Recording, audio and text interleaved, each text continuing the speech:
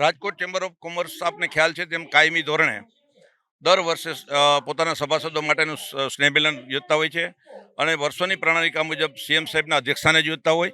આજે અનેરો આનંદ એટલા માટે છે કે સીએમ સાહેબની સાથોસાથ હર્ષભાઈ પણ એક આપણા ગુજરાત રાજ્યના કાયદા મંત્રી પણ આવી રહ્યા છે. ત્યારે બંનેની સાથેની ઉપસ્થિત એ ચેમ્બર માટે એક સારી બાબત કહી શકાય.